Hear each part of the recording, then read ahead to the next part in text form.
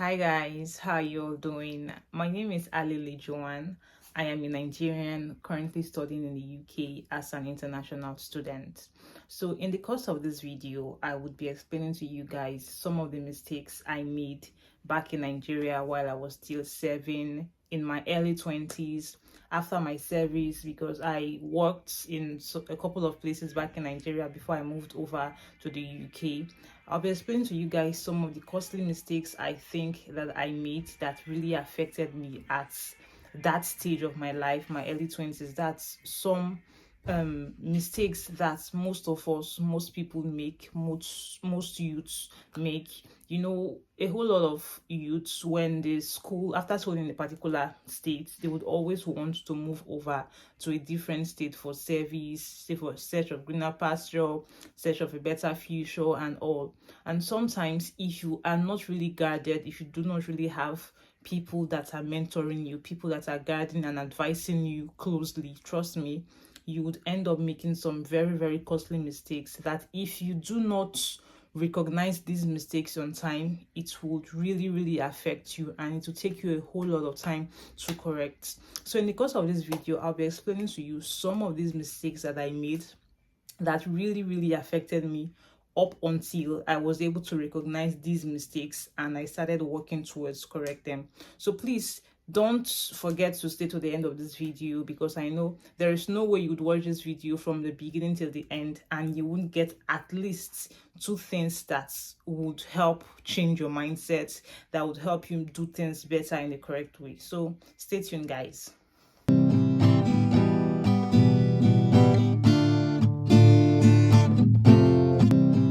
Hi guys, so the first thing I'll be talking about is not having a monthly budget that guides your spending.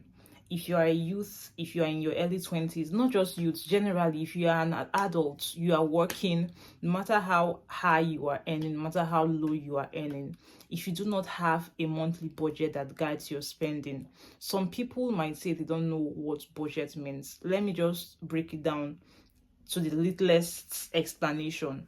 Okay, let's say you are earning 5,000 naira in a month, and you know things that you normally spend on your priority needs. Let's say you spend for feeding, you spend for transportation, you spend for clothing and all. In the beginning of that month, ensure that you always draw out or map out your budgets. Let's say you want to use 2,000 naira for feeding for that month. I'm using 5,000 naira as an example. Let's say you want to use 2,000 naira for feeding that month. Let's say you want to use 500 naira for transportation that month. Let's say you want to use 500 naira for your monthly subscription, data and airtime that month. Ensure that you write out everything down. And with that, you will be able to guide the way you're spending. With that, it's not that, oh, you just feel like I want to buy something, I want to buy this stuff I saw and I want to get it, oh, let me spend. You know that I've already budgeted my income for this month. Like, everything has been prepared, everything has been sorted out. I know that this is what's going for savings, this is what's going for if I want to send money to my family, if I want to send money to friends, if I want to invest in a particular thing. You have already written everything down and it's already in a budget. With that, trust me, it would help to guide your spending, because no matter how high you are earning, no matter how low you are earning, if you are earning in millions, guys, if you do not have a monthly budget, trust me, it would affect you. And you end up in a way that after working for a very long time, and you'll be like, oh, I'm being paid nice, I'm being paid a very good salary, I'm being paid over 300,000 naira, but there is no tangible savings. I can't see what I'm saving, I can't even see what I'm spending the money on. That's the worst of it all. So trust me, having a monthly budget is something that would that will help you very, very much. It will help you to be disciplined in your spending, and at the end of each month, you'll see that you are attaining a particular progress, because you know that everything you are spending, every dime you are spending, you are making account for it. So with that, you would guide your total financial status. So another mistake that I think I made in my early 20s during my NYC, while I started working, was that I was rendering financial help to almost everyone around me that was asking for it. Like, naturally, I have this good heart. I'm a cheerful giver. I love giving. If I see those that are in need and I know that they are genuinely in need, I would always go out of my way. Sometimes if I don't even have, that's how bad it can be. Let me say bad. I don't know if I should use the word bad or good, but sometimes I won't have to go out of my way if I don't have it ready. Let's say I don't have cash. I can even, if I see that probably your case is somehow you really need help, I can go as far as borrowing from a friend just to assist. And it was something that I was doing so often. Like, friends around me, when they call, oh John, please, sometimes they would come like, oh, I want you to lend me money. And you know that when you have friends around and they know that, oh, you are working, you are earning and all, and when they come that, okay, no, they're not saying dash me, they're saying borrow me. And when you're telling them that, oh, I don't have, or you are creating this mindset of I have but I don't want to give and all, but that just wasn't it. Naturally, I love giving, so most times I lend out and they end up not paying. And I keep saying, oh, I will not give again, I will not give again, but trust me, it was something that I could not stop. Anybody that comes to me, oh Joanne, please, I need so amount of money to complete this, I want to make payment for this, I want to send money to this and all. Not, I'm not saying that I was giving so much out, but let's say 100 out of 100% of people that ask me for financial help, trust me, I gave out to almost 70% on a regular base. And it was something that really affected me, because like I said, some would come with borrow and they won't pay back. And even those that pay back, imagine borrowing or lending an amount of 50,000 naira to somebody, and the person starts paying back 10,000 naira, pays 10,000 this month, pays 10,000 naira next month, pays 5,000 naira. Trust me, you won't compare that bulk of money, that 50,000 naira, the value of that money, to when when the person starts paying in bits 10,000 naira. You're like, this 10,000, let me just use it to buy something, or this 5,000, let me just use it to buy. But if the money had come back in huge sum the way it was sent out, probably it would have been used for something more meaningful and all. So that's it, guys. That was the second mistake I discovered that I made. And for you also, I'm not saying you should be a giver, I'm not saying that you should not be a giver, you should not have a good heart, but there is this saying that in pidgin, now who don't sit down balance, now in the lap person. Don't be in a haste. Fine, if you are giving it, fine, but use your sense when giving out. Know when to say no, and take away that guilt, because sometimes I feel guilty when I even say no to some persons. I feel like, oh, what if I had helped, what if this, what? Take away that. Trust me, you are building yourself, you are still in like the early, your formative part of your life. You are still building yourself, and give yourself time. When you are strong enough to carry people along, then you would carry. You can be helping the littlest amounts, the littlest stuff you can do, but have your boundaries. Don't be an overgiver. So the third mistake I made as a youth in my early 20s is not learning the skill of building quality and strategic relationships with people around me. And this is one mistake that affects lots of us, both teenagers, youths, adults, everybody. Sometimes we have this whole mindset that I can do it on my own. I can pray, I can fast, and God will answer my prayers and all. Trust me, God will never come down from heaven to, I think it was back in the days that we heard that, oh, manners do fall from heaven and all. God will never send blessings. God will never drop blessings down upon you. He would always use men around to help you. Now, who are these men that he would use? How would they get in contact with you when you don't know how to build quality relationship with people? In your workplace, you are always this whole uptight, principled person. I don't do this, I don't do that, I don't interact with people, these are my rules, these are my that. In church, once you attend church, you are running back home. You are not a member of any society, any organization, nothing, nobody knows you. You don't go out, you are not a part of any social group or anything. How do you expect that how do you expect to meet your destiny helpers? Let me just put it that way. Learn the skill of building relationship with people generally. You don't know the ones that will be quality. You don't know the ones that will be strategic. You don't know the ones that help would come from. But generally, learn how to interact with people. Learn how to start conversations. Learn how to inquire. Learn how to push. Learn how to ask questions. When you see people that are doing better than you, when you see people that are already probably in a field that you want to be, and they are doing good, you happen to meet them, learn how to interact with them, ask questions, just learn that. See, the thing is that one thing that really affected me was that, like, I was coming with this whole mindset of, oh, I'm an introvert, I'm the quiet type. And trust me, you can be an introvert fine, and you will still know how to interact with people somehow. Trust, because the use of it can never be overemphasized. Like I said, God, you are praying for God's blessing every day. God should bless you, God should open doors. How would God open doors for you? It's through the people that you meet, the contacts that you have, the people that you interact with. So this is one lesson I really want those of you in your early 20s, even if you are still in school, fine, it's even better to start at that early stage. Learn how to interact, learn how to build relationships, learn how to navigate your way through when you're around the crowd, learn how to give out your opinion, learn how to join organizations wherever you find yourself. Don't always feel too reserved, don't always pull yourself out of the circle, because trust me, there's a huge disadvantage for that. The first mistake I made as a youth in my early 20s was getting an apartment that was above my budget. And this is something that most of us do. Trust me, guys. I know that it's all nice and classy when you are living in a posh environment that befits your status, befits the friends that come visiting and all. But always know how to cut your coat according to your size. When you know that you have arrived at a particular state, you know that, okay, I can now do this particular thing. But you know that when you know that you are not yet there, please learn how to take one step at a time.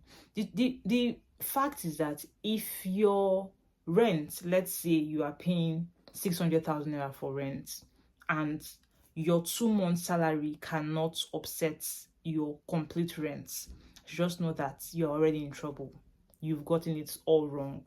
So don't be in a haste to move to that whole classy environment, classy apartment, when you know that your salary cannot match up to that at that particular time. One thing that kills us most is that this whole mindset of, oh, all my friends are that way, all my friends are over there, and I just have to join them, I just have to belong, I just have to, trust me, something that will mess you up. Always ensure that, fine, the thing is that most times we will even discover that the place that we consider to be local while we are living before, you discover that you found it more peaceful and you were happier there compared to the whole luxury that you moved into, spending much amounts, right? So the thing is just that learn how to live within your budget. Don't be in a haste. I'm not saying that you should not live in a classy apartment. I'm not saying that you should not pay millions for your apartment. Enjoy life, live life while you are young, while you are alive, but always remember, know how to cut your coat according to your size. Do not jump to touch where your hand has not gotten to yet. Learn how to take one step at a time. The first mistake I made as a youth in my early 20s was getting expensive gadgets that were not really needed. The thing is that as a youth, as an adult, generally as a person, you need to know how to differentiate your wants from your need. There are things that you know that, oh, I really need this. It's a necessity, probably for work. I need to get this so that I can make my job process seamless. It will make things better and faster for me and all. That's a need. You actually need it. But a want is something that you know that you just want it. It's not like a necessity, but probably you just want it to feel irate, to feel all right, to feel good and all. And just know how to differentiate your needs from your wants. I'm not saying that once in a while you should not get wants to make you feel happy, to make you feel all right as a youth. Do you get? But know how to limit the purchase of those your wants. For example, I was using a good Android phone at a time, and all of a sudden I just wanted to get an iPhone. It's as at that point I won't say getting an iPhone a was a need.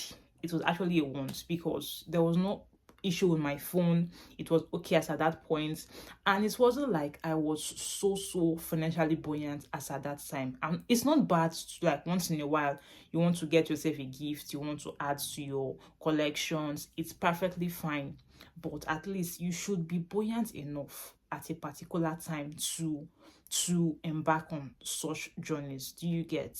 For instance, it really affected me when I got my iPhone. It really affected me because it wasn't something that I planned for a very long time. If I had planned for it for a very long time, I would have been saving, like, little by little. Okay, this is for my iPhone, this for this stuff, this for that, and all. But it was a decision I just took, I think, within 2 months. I'm like, I want to get an iPhone, and I just bought. And it really affected my finances for some time before I was able to balance up once more and all. So what I'm trying to say is that I'm not saying don't buy stuff that you need. If you know that probably a particular thing would help you in the office, make your job go faster and all, definitely that's a need. That's something that's like a necessity. But know how to differentiate your needs from your wants. Know the things that you put forward as a priority. Know the things that you say, okay, it's not that I'm not getting it, it's not that I don't want to get it, but not now. Probably I will have to start saving for it for the future time, but just not now. So just know how to differentiate your needs from your wants. So the sixth mistake I made as a youth in my early 20s was not having a strict savings plan. This is something that it's very important. It can either make you or break you. It can either make you or ruin you. Trust me. As a youth, you are a worker, not just a youth. If you are an adult, provided you are working, you are earning, you have money that comes to your account either on a monthly base, weekly base, and all, and you do not have a strict savings plan, trust me, it would affect you. No matter how much you are earning, no matter how high your income is, whether you are earning 2 million naira in a month, whether you are earning 1 million naira weekly, if you do not have a strict savings plan, it will destroy you totally. I can remember the best savings plan I've ever done was during my 1 year IT. I remember picking a policy with my elder sister that works with Leadway Assurance Company. It was a 1 year policy. So how it's done, every month you have to pay a stipulated amount of money to the account, your Leadway account, so it's saved there. You don't have access to that money until the 1 year completes. I think they call it until the money matures, until it gets to its maturity period and all. There's nothing like, oh, let me take 20,000 naira from the money first, or let me take 50,000 naira, unless you want to terminate your policy. That was the best savings plan I have ever done. I don't even know why I did not think of going back to that during my youth service period while I was working and all. But trust me, it really affected me as a worker, as a human being, as an adult. And you are working, you are earning money, please always ensure that you have a strict savings plan. It might be an account that you decide to open separate from your regular account that you use to transact your daily transactions and all. You just probably open the account and you want to be using the account for savings, send money. Sometimes that one does not work, because you see that account that you opened and you said, okay, I won't take an ATM card for it, I won't do mobile banking. By the time hunger will you and you say you walk to the bank, you go and feel withdrawal slip, and you say, I want to take my money, I want to, but just look for a way. It might be keen into all these insurance policies, like I said. Leadway Assurance Company, they have like a very huge good platform that you can use. Just make the arrangement with them. Monthly, you just start sending a stipulated amount of money to them, and you know that with that you don't have access. But the good part of it is that you know that you don't have access to the money within a particular period of time. So whether they are calling you from the village that someone died or someone wants to collapse, you know that there's nothing you can do. It's not your fault. It's not that you are wicked. It's not that you don't want to give. You really do not have access to that money. So trust me, with that, guys, you will be able to save a whole lot within a very short period of time. And it's really, really nice when you've been working for, let's say, a year or two, and you look back and you be like, okay, I've been able to achieve this, I've been able to achieve that, I've been able to save up this, I've been able to save up that. But trust me, it's really, really so sad when you've been working for a period of time, and I've seen people that work for 10 years, 5 years, and they be like, they are working, they are being paid like very, very good, like huge amount of money, but they don't know what they are using the money for. There is no form of savings, no form of investment, nothing. It's just like when the first salary comes, they use it till it finishes.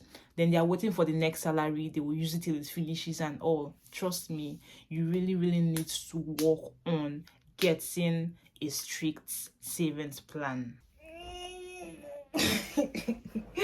So that's it, guys. That was how my journey was during my 1 year youth service while I was working.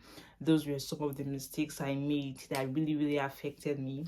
But the good part of it was that I was able to understand that, okay, I was making these mistakes. I was able to work on myself. I was able to discipline myself. I was able to make changes. You know, the problem most times is just that some of us, we don't really have people that can talk to us, people that can encourage us, people that can advise us, and sometimes we don't even talk to ourselves. Because the best part, I think the best thing in life that can happen to you is when you are able to advise yourself. At least once in a while, you are able to have a personal reflection about yourself, about your life. So far, what have I been able to achieve? What have I been taking wrong? What have I been getting wrong? What have I not been doing rightly? And all. And this is something that really, really helps.